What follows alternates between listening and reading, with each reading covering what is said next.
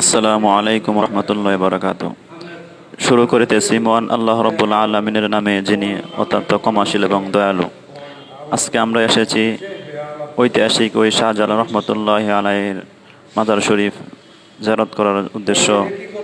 যিনি আল্লাহ রব্বুল আলমিনের ওলি ছিলেন, যিনি 360 আউলিয়া নিয়ে বাংলাদেশের মধ্যে ইসলাম প্রসারের জন্য আসছিলেন, এবং আমরা শুনতে পেরেছি যার আজানের ধমনীতে রাজা গৌরবেন্দ্র রাজপ্রাসাদ ভেঙে পড়েছিল।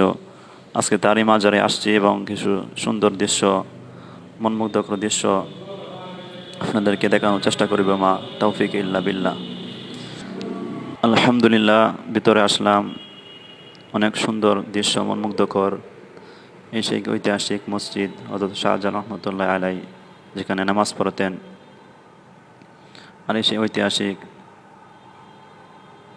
চত্বর, যেখানে হযরত শাহজালাল রহমতুল্লাহ আলাই কিছু সংখ্যক কবুতর নিয়ে আসছিলেন। এখন আল্লাহ রাব্বুল আলামিনের হুকুমে এখানে শত শত কবুতর, যে কবুতরগুলা অনেক শান্ত সৃষ্ট এবং সেগুলা এই মাজারের মধ্যে ময়লা করে না।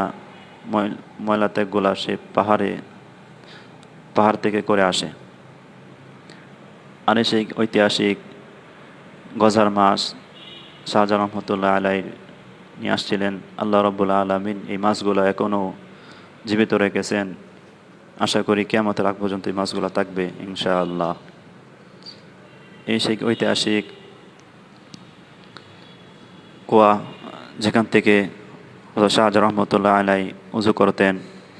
এখানে শুয়ে আছেন হযরত শাহজালাল রহমতুল্লাহ আলাই।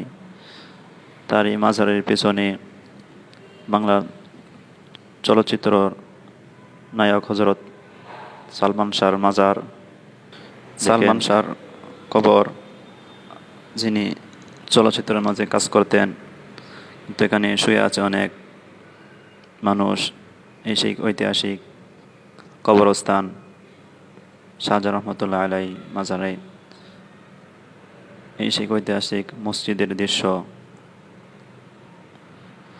আসলে আল্লাহ রাব্বুল আলামিনের ওলিদের আল্লাহ রাব্বুল আলামিন